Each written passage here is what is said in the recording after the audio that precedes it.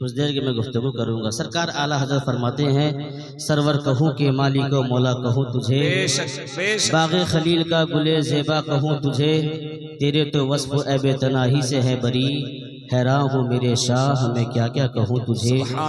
आखिर रज़ा ने ख़त्म सुखन इस पे कर दिया, खालिक का बंदा खल्क का आका कहूँ तुझे। इस वक्त हमारे स्टेज पे शफीउल्लाह कादरी साहब तशरीफ़ फरमा हैं, जो यहाँ के साबिक इमाम भी रह चुके हैं, और हमारे नकीब हिंदुस्तान सालिक रज़ा हबीबी जो भरपूर निजामत आपके सामने अपनी निजामत को रखा, लेकिन उनके लिए भी वक्त नहीं मिला जो अपनी वो बात कह सकते थे आपको। अगर इजाज़त हो तो मैं आपकी बात अपने जुमले में कह दूं, मैं आपकी बात कह दूं, ज़्यादा वक्त नहीं मिला है ना।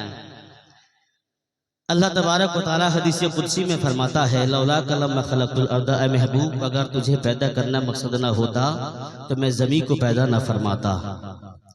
लौला कलम मैं खलक़तुस समा, ए महबूब अगर तुझे पैदा करना मकसद ना होता तो मैं ये आसमां को पैदा ना फरमाता। लौला कलम मैं खलक़तुल जन्ना, ए महबूब अगर तुझे पैदा करना मकसद ना होता तो मैं जन्नत को पैदा ना फरमाता। बात को अगर समेट कर कही जाए तो बात ये होगी, ए महबूब सारी कायनात को मैंने तेरे लिए पैदा फरमाया है।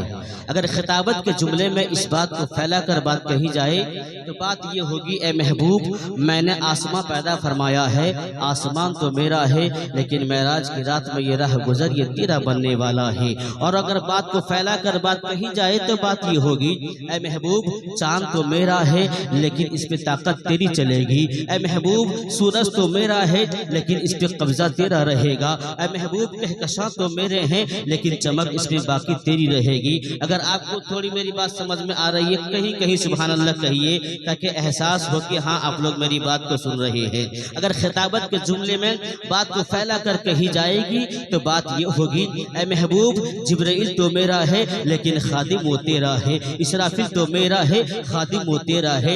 मिकाइल तो मेरा है खादिम वो तेरा है। जिराइल तो मेरा है लेकिन खादिम वो तेरा है। और बात को फैला कर कही जाए तो बात ये होगी, ए महबूब आदम तो मेरा है लेकिन नबूवत का ताज उस पर तेरा है। शीश तो मेरा है नबूवत का ताज उस पर तेरा है। ज़करिया तो मेरा है नबूवत का ताज उस पर तेरा है। यहिया तो मेरा है नबूवत का ताज उस पर तेरा है। सुलेमान तो मेरा है नबूवत का ताज उस पर तेरा है। इब्राहिम तो मेरा है नबूवत का ताज उस पर तेरा है। इस्माइल तो मेरा है नबूवत का ताज उस पर तेरा है। मूसा तो मेरा है नबूवत का ताज उस पर तेरा है। ईसा तो मेरा है नबूवत का ताज उस पर तेरा है। और बात फैला के कही जाए तो बात ये होगी, ए महबूब अब्दुल मुत्तलिब तो मेरा है, दादा वो तेरा है। आमिना तो मेरी है, माँ वो तेरी है। अब्दुल्ला तो मेरा है, बाबा वो तेरा है। और आगे बात फैला के कही जाए तो बात ये होगी, ए महबूब फातिमा तो मेरी है लेकिन बेटी वो तेरी है।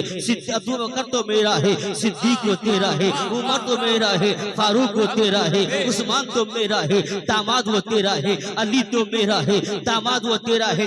और बात को फैला के कही जाए तो बात ये होगी, ए महबूब बिलाल तो मेरा है, आशिक वो तेरा है। और फैला के कही जाए, ए महबूब अवैस तो मेरा है, दीवाना वो तेरा है। और बात को फैला के कही जाए तो बात ये होगी, ए महबूब अब्दुल कादिर तो मेरा है, गौसियत कुबरा का ताज उस पे तेरा है। मुईनुद्दीन तो मेरा है, चिश्ती रंग उस पे तेरा है। साबिर तो मेरा है, सब्र का ताज उस पे तेरा है। मुईनुद्दीन तो मेरा है, चिश्ती रंग उस पे तेरा है। और बात को फैला के कही जाए तो महबूब बात ये होगी, 14वीं सदी का अहमद रजा तो मेरा है, आशिक वो तेरा है। धामनगर का हबीबुर रहमान तो मेरा है, हबीबी ताज वो तेरा है। सारी कायनात को मेरे रब ने अपने महबूब के लिए बनाया है। जमीन नबी के लिए, जमान नबी के लिए, आसमान नबी के लिए, चांद नबी के लिए, कहकशां नबी के लिए, सूरज नबी के लिए, अंबिया नबी के लिए, सब नबी के लिए। तो बरेली की ज़बान में वही कहो, या रसूल अल्लाह ज़मीनो ज़मा तुम्हारे लिए, चुनीनो चुना तुम्हारे लिए, बने दो जहां तुम्हारे लिए। या रसूल अल्लाह दहन में ज़बा तुम्हारे लिए, बदन में है जान तुम्हारे लिए। हम आए यहाँ तुम्हारे लिए, उठे भी वहां तुम्हारे लिए। बेशक हक जिंदाबाद जिंदाबाद, वाह सुभान अल्लाह, अल्लाहु अकबर, या रसूल अल्लाह, जिंदाबाद जिंदाबाद, बेशक बेशक सुभान। अल्लाह ने अपने नबी के लिए सारी कायनात को पैदा फरमाया। जो मेरा मौजूद सफन है उस पे मैं कुछ देर तबसरा करूंगा इंशाअल्लाह।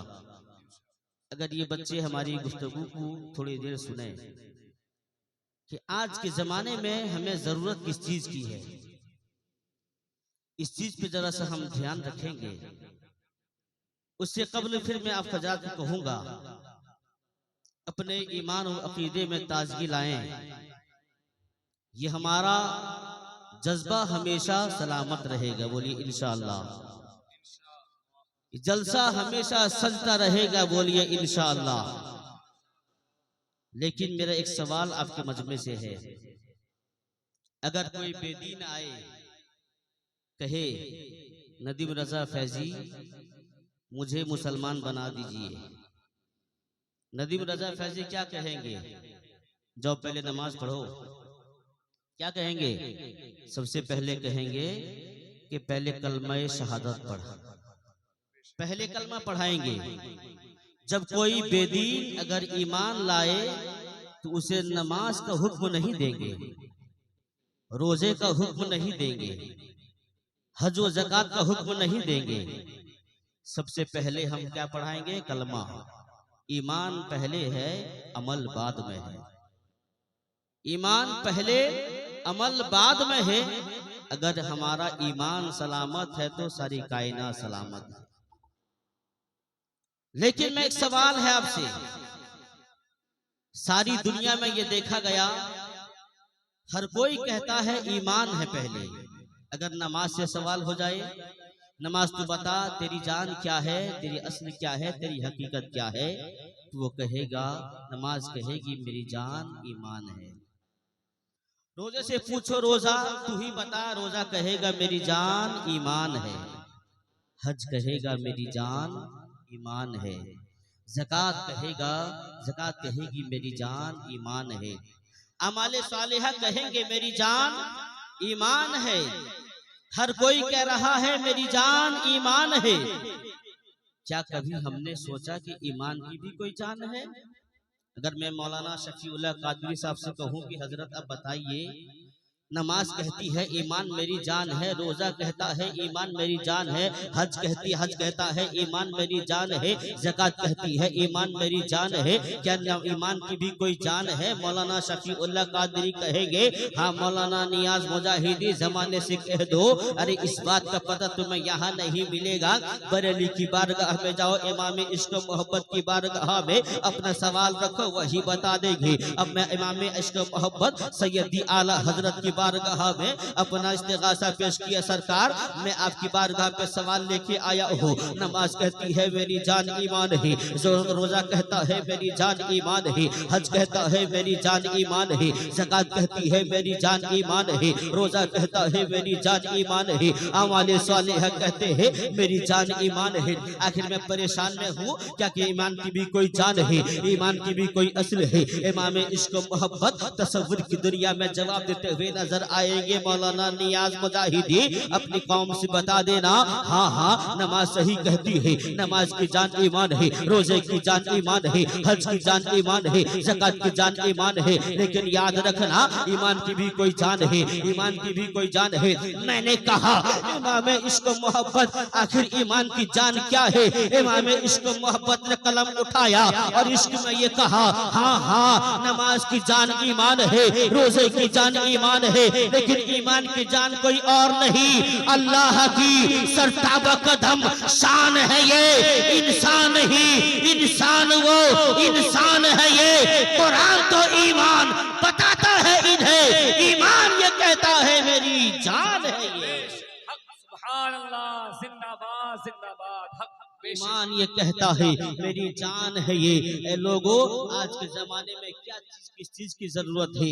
आज के जमाने में हर कोई मतलाशी है इज्जत के लिए। हर कोई चाहता है मुझे इज्जत मिल जाए, हर कोई चाहता है मुझे बुलंदी मिल जाए, हर कोई चाहता है मुझे बुलंदी मिल जाए, मुझे मंजिल पे तय करने वाला सफर मिल जाए, मैं सफर करता तय करता हुआ आगे चला जाऊंगा। लेकिन याद रखना, अपनी समाज का बड़ा भी चाहता है मैं इज्जतदार हो जाऊं, अपनी समाज का छोटा भी चाहता है मैं इज्जतदार हो जाऊं, अपनी समाज का एक गरीब भी कहता है मैं इमाम इज्जतदार हो जाऊं, एक अमीर भी कहता है मैं इज्जतदार हो जाऊं। लेकिन आखिर इज्जत है क्या चीज? इज्जत किसमें मिलती है? वो कौन सा रास्ता है जिस पे हम अख्तियार करेंगे तो हमें ईमान, हमें इज्जत मिल जाएगी? आखिर कुरान को हम कुरान से पूछते हैं, कुरान तू ही बता दे वो ईमान का रास्ता क्या है, वो रास्ता क्या है जिस पे हम चलेंगे तो हमें दर्जा मिल जाएगा, हमें दर्जात मिल जाएंगे, इज्जत मिल जाएगी, बुलंदी मिल जाएगी। तो कुरान कहता है उदरुल इल्म दरजात। याद रखना, इज्जत तुम्हें किसी और चीज में नहीं मिलेगी, बुलंदी किसी और चीज में नहीं मिलेगी। अगर तुम दुनिया में इज्जत के मुतलाशी हो तो इज्जत कहीं और नहीं, इज्जत तुम्हें इल्म सीखने में है। इल्म सीखोगे इज्जत मिलेगी, इल्म सीखते रहोगे, एजुकेशन रहेगा तुम्हारे पास में, इल्म रहेगा, एजुकेशन रहेगा, तुम तरक्की करते चले जाओगे। देखा नहीं आज के जमाने में एक डॉक्टर को इज्जत मिल रही है, एक फिलासफर को इज्जत मिल रही है, एक इंजीनियर को इज्जत मिल रही है। आखिर क्यों? आपका ये जब सवाल होगा तो जवाब सुनो। एक इंजीनियर को उसकी इज्जत इसलिए मिलती है कि वो उसने इल्म हासिल किया है। एक डॉक्टर को इल्म मिलता है, एक डॉक्टर को इज्जत मिलती है इसलिए कि उसने इल्म हासिल किया है। एक फिलासफर को उसको इज्जत मिलती है इसलिए कि उसने इल्म हासिल किया है। लेकिन याद रखना, अगर कोई डॉक्टर है उसी डिपार्टमेंट में उसको इज्जत मिलती है, किसी और डिपार्टमेंट में नहीं मिलने वाली है। अगर फिलासफर है उसको उसी रास्ते में दर्जात मिलते हैं, किसी और जगह में कोई पूछता नहीं है। अगर कोई मेडिकल कॉलेज का प्रोफेसर है तो अपनी दुनिया में उसको इज्जत मिलती है। लेकिन याद रखना, एक दुनिया में एक ऐसी किताब है, एक ऐसा इल्म है, उसका सीखने वाला सारे जमाने से आगे रहता है। उसके पीछे इंजीनियर भी है, उसके पीछे डॉक्टर भी है, उसके पीछे फिलासफर भी है, उसके पीछे वकील भी है, उसके पीछे सारी दुनिया है। आखिर इस परेशानी की आलम में मैं आपको बताऊंगा।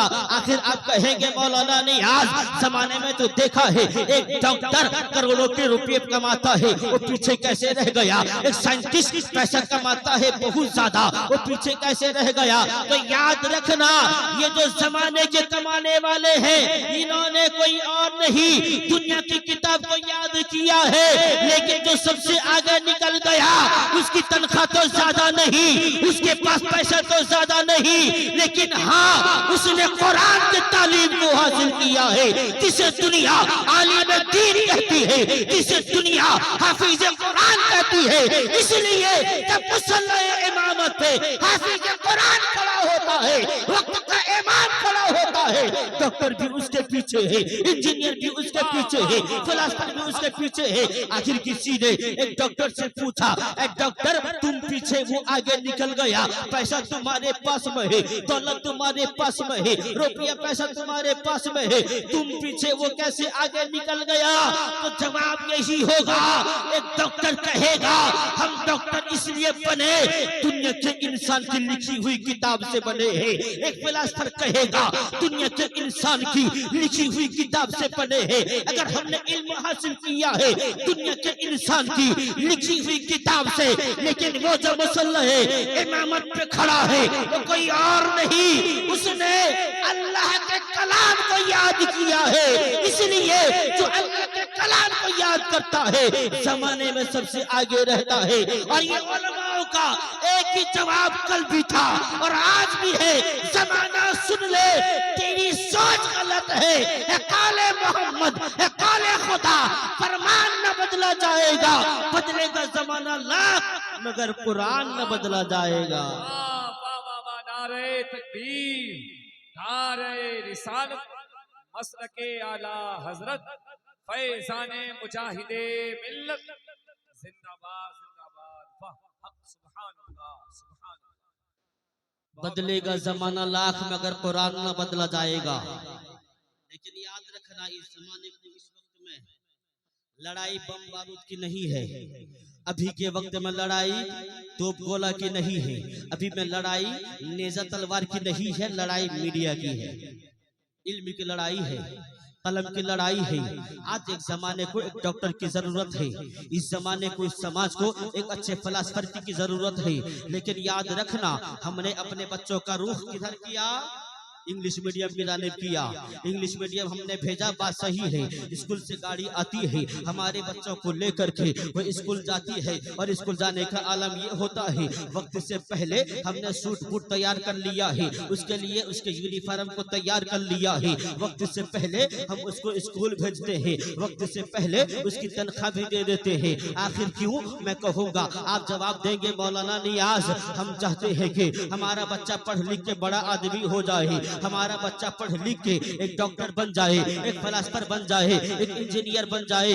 मैं कहूँगा हाँ हाँ, अपने बच्चे को आलिम दीन पढ़ाओ, अपने बच्चे को डॉक्टर पढ़ाओ, अपने बच्चे को फिलासफर बनाओ। लेकिन याद रखना, जिस स्कूल में तुमने भेजा है, तुम्हारा बच्चा साइंस पढ़ता है, तुम्हारा बच्चा ज्योग्राफिया पढ़ता है, तुम्हारा बच्चा बायोलॉजी पढ़ता है, तुम्हारा बच्चा टेक्नोलॉजी पढ़ता है, तुम्हारा बच्चा साइंस की किताबों को पढ़ता है। लेकिन दिल में जरा हाथ रख के बताना, जिस किताब को वो पढ़ा है, बताओ तो कोई सही कि किसी इंग्लिश मीडियम की किसी बुक में इंसानियत का भी दर्श दिया गया हो? क्या किसी किताब में, क्या किसी साइंटिस्ट की किताब में, किसी पन्ने में इंसानियत का दर्श दिया गया है? नहीं दिया गया है। क्या ज्योग्राफी के किसी पन्ने में इंसानियत का दर्श दिया गया है? नहीं दिया गया है। आखिर क्या वजह है कि मेरा बच्चा एक डॉक्टर तो बन गया लेकिन अच्छा इंसान न बन सका, मेरा बच्चा एक फिलासफर तो बन गया लेकिन अच्छा इंसान बन न सका, मेरा बच्चा वकील तो बन गया लेकिन अच्छा वकील नहीं बन सका, मेरा बच्चा तो वकील बन गया लेकिन एक अच्छा इंसान न बन सका। अगर मेरा बच्चा डॉक्टर बना है, एक अच्छा इंसान बनता तो मरीज एक्सीडेंट पे आता, ये पहले न कहता कि फॉर्म भरा जाए तब जाके मैं इसको हाथ लगाऊंगा। एक अच्छा इंसान होता डॉक्टर के साथ में तो सबसे पहले उस मरीज को बचाने की कोशिश करता। इसीलिए समझ में आया, डॉक्टर तो है लेकिन डॉक्टर के साथ में एक अच्छा इंसान नहीं है। लेकिन अगर कोई अपने समाज का वकील होगा, वकील तो अच्छा हो सकता है लेकिन अच्छा इंसान नहीं है। इसलिए कि अगर अच्छा इंसान होता, किसी गरीब आदमी के केस को लेता, मुकदमा को लड़ता, उसके लिए पैसे की फरमाइश न करता। अच्छा इंसान नहीं था, इसलिए पैसे की फरमाइश कर रहा है। एक अच्छा अगर इंजीनियर होता, अच्छे बिल्डिंग बनाता, वो 2-4 साल में नहीं गिरता। ये रोड अच्छे बनाता, ये रोड 2-4 साल में खराब नहीं होते। एक अच्छी बिल्डिंग बनाता, एक अच्छे पुल बनाता, ब्रिज बनाता, जो 2 साल में नहीं टूटता। पता क्या चला? अच्छा इंजीनियर तो है लेकिन इंसान नहीं है, अच्छा डॉक्टर तो है लेकिन अच्छा इंसान नहीं है। इस समाज को डॉक्टर के साथ में एक अच्छे इंसान की जरूरत है, इस समाज को एक अच्छे फिलासफर के साथ में एक अच्छे इंसान की जरूरत है।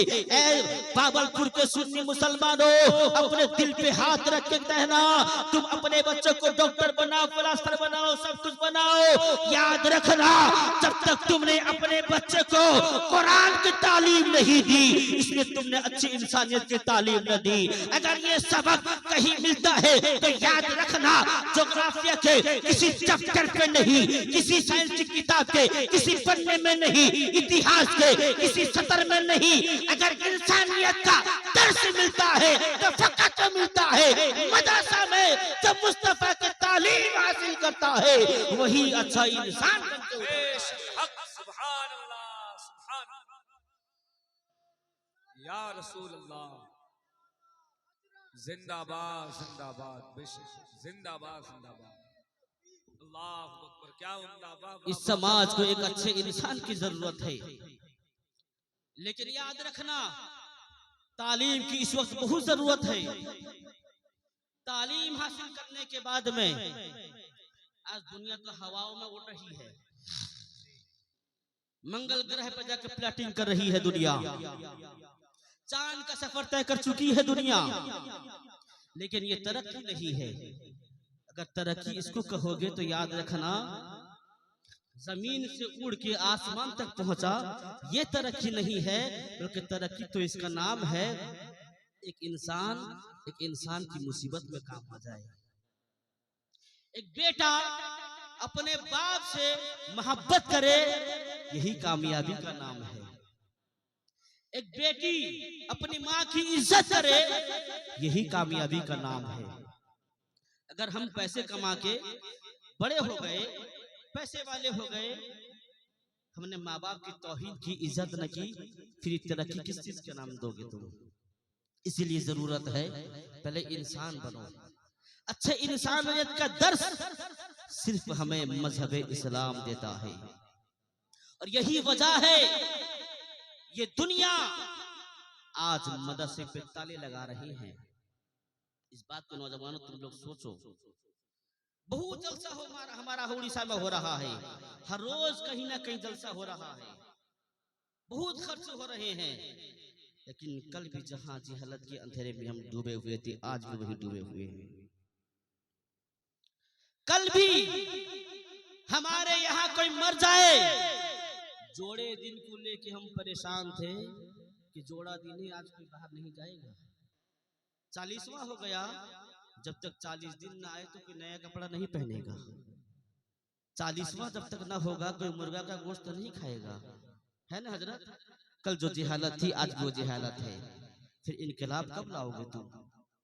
करोड़ों रुपए तुमने खर्च किए, लाखों रुपए तुमने खर्च किए, सिर्फ मैं आपको नहीं पूरे हिंदुस्तान से मेरा ये मुतालबा है, खुसूसी तौर पर उड़ीसा के हर उन लोगों से मेरा ये मुतालबा है कि तुमने बड़े बड़े कॉन्फ्रेंस किए, लेकिन आज हमारे अंदर सुधार क्यों ना आया?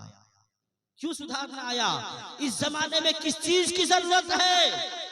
कल भी हम अंधेरे में थे, अगर कोई हमारे घर पे कोई औरत छठी बड़ा छिला नहाए तो कल भी जो जिहालत आज भी वही जिहालत, कल भी जो परेशानियां उसके लिए थी आज भी वही परेशानियां, कल भी जैसे उसको सताया जा रहा था नापाकी की आलम में आज भी सताया जा रहा है। कहते हैं कि जिस दिन बड़ा छिला होगा 40 दिन मुकर्रर, चाहे उसकी पाकी हासिल हो जाए या ना हो, लेकिन 40 दिन होना चाहिए। मसला याद रखिएगा, एक औरत अगर अपने आप को पाक कर रही है 25 दिन में, उसके बाद में जो 15 दिन बाकी रहा है, उन 15 दिन की नमाज का इयादा जरूरी है, अगर न पड़ेगी तो गुनहगार रहेगी। और जिसने फतवा बताया कि 40 दिन से पहले बड़ा छिला नहीं नहाते, तो याद रखना 15 दिन की नमाज का अजाब भी उसको मिलेगा। इसलिए जरूरत हमारे लिए ये थी, अगर हमारे पास में कोई हमारे घर पे कोई मुर्दा बनता है, अगर कोई इंतकाल फरमाता है, या कोई बच्चा पैदा होता है, या कोई और मसला आता है, तो हमें किसी समाज के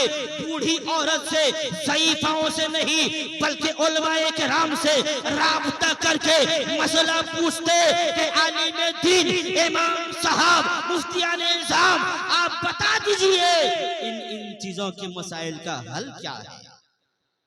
अगर इस चीज पे हम जाते तो अंधेरे में न रहते। इसलिए आज जरूरत है इनकलाब पैदा करो, और इसके लिए जरूरत सबसे पहले मेरा मशवरा ये है, हर आदमी अपने इलाके में मकतब को मजबूत करे।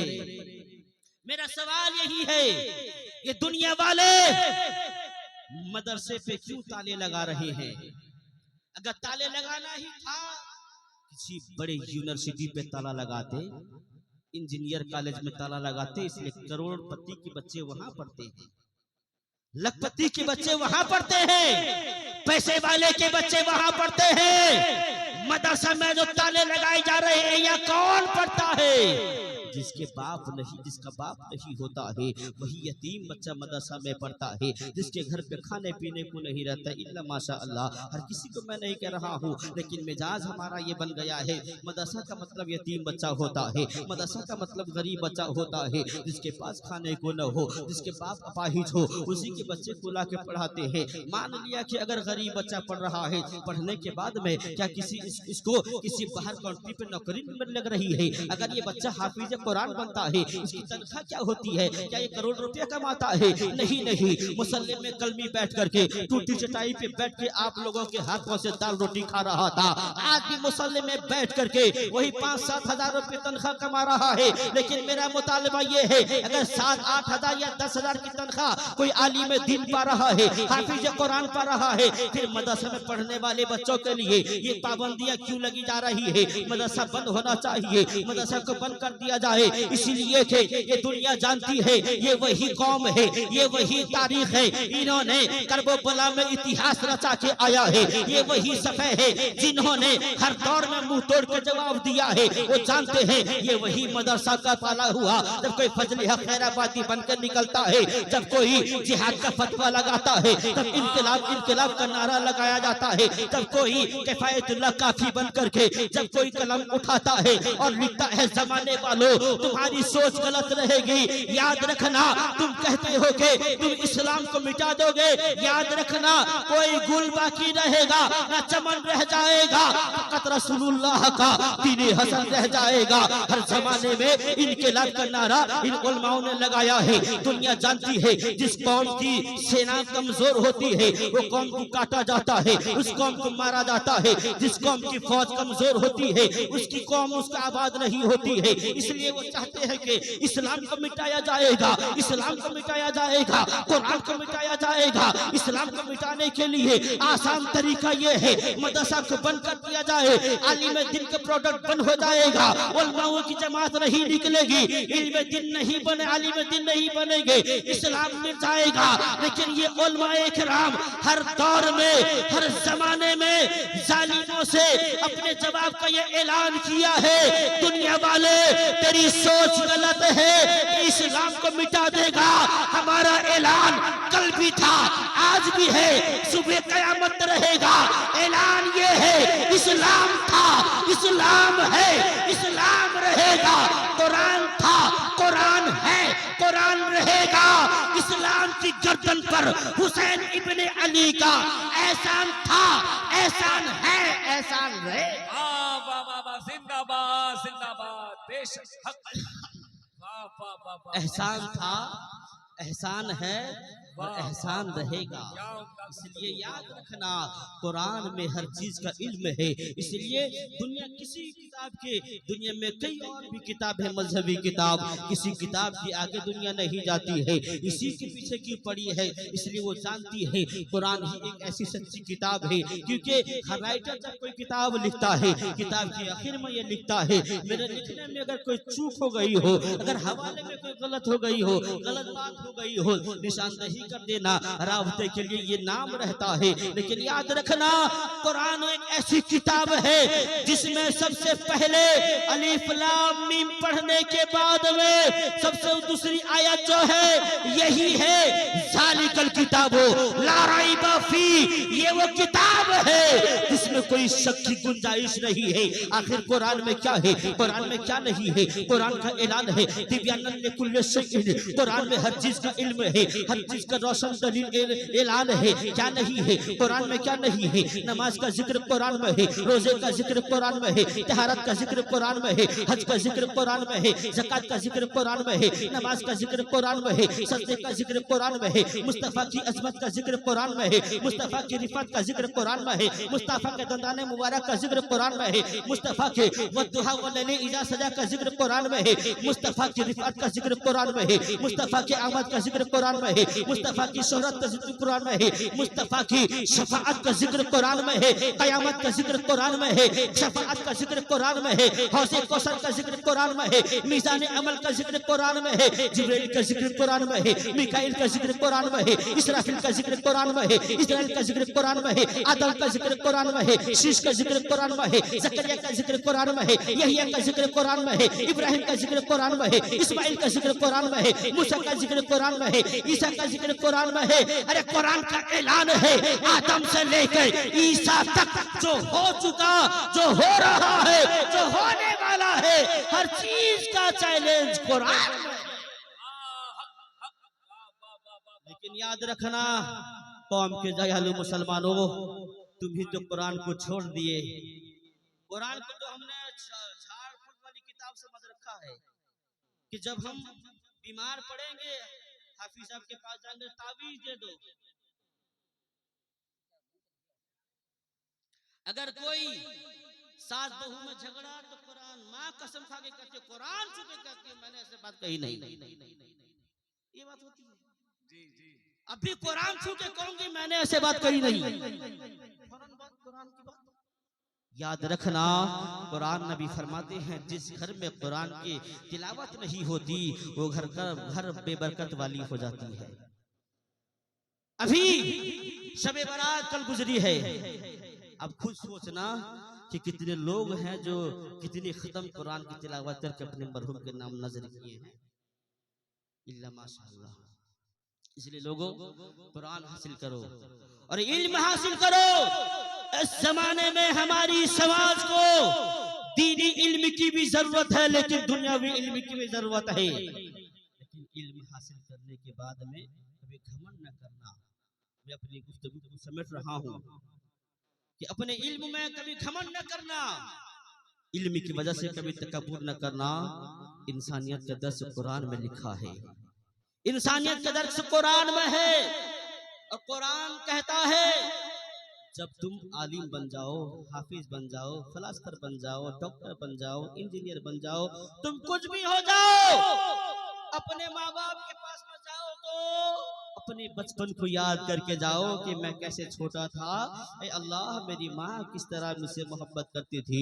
मैं तो वही हूँ जो सबसे पहले नंगा में आया था, सबसे पहले जिसने मेरे सर पे पैसा कपड़ा रखा था वो मेरी माँ की जात थी। जिसने सबसे पहले मुझे कपड़ा खरीद के ला के दिया था वो मेरे बाप की जात थी। मैं 9 महीना जिसके पेट में रहा उस वजन को मेरी माँ बर्दाश्त करके जा रही थी। कुरान तुमको तालीम देता है जब तुम माँ बाप के पास में जाओ तो अपने आप कौन हो क्या हो इस चीज को न देखना। जब माँ बाप के पास में जाओ तो अपने आप को, अपने बचपने को तसव्वुर कर लेना कि जब मैं छोटा था, जब मैं बीमार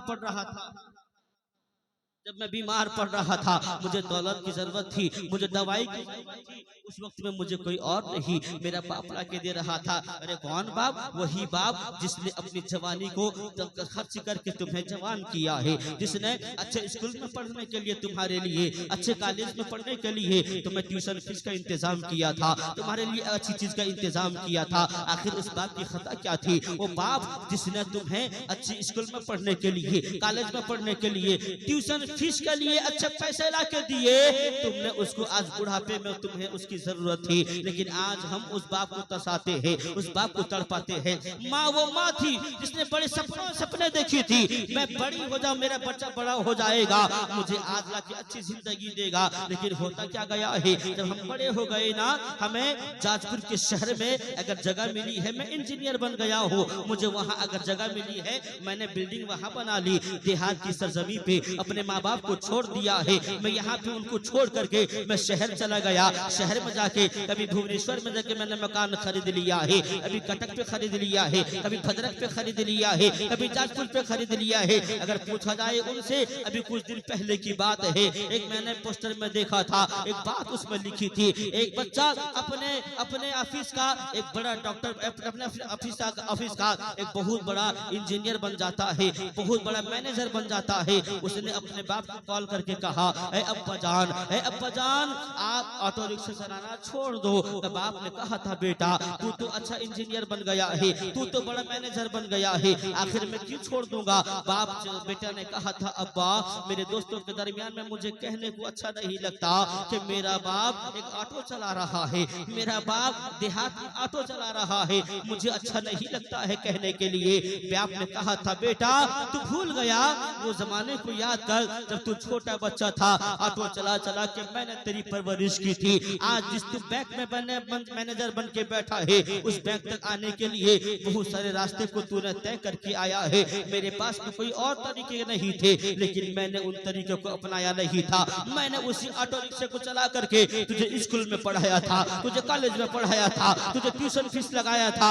आज तू बड़े इंजीनियर बन गया है, बड़ा तू मैनेजर बन गया है, मैं अपना ऑटो रिक्शा नहीं छोड़ूंगा। लेकिन बेटे ने कहा था, अब्बा अगर तुम ऑटो रिक्शा नहीं छोड़ोगे मुझसे रिश्ता नाता तोड़ना पड़ेगा। मैं कहूंगा आज इंसान अच्छा बन ना पाया, आज तो तरक्कियां बड़ी कर ली है, इंसान नहीं बन पाया। होना तो ये चाहिए था, ए अब्बा चाहे तुम ऑटो रिक्शा चलाया ना चला, तू कल भी मेरा बाप था, आज भी मेरा बाप है। अगर मैं बाजू वाला हो गया, अगर मैं ताकत वाला हो गया, अगर मैं शोहरत वाला हो गया, सारी चीज अगर मेरे पास में है तो मैं कभी अपने किताब को घमंड नहीं करूंगा, तो याद रखना ये दर्श तुम्हें कहीं और नहीं, तुम्हें कुरान के इल्म में दिया है, मदरसा के इल्म में तुम्हें दिया है। इसलिए आप इल्म दिन हासिल करते रहना।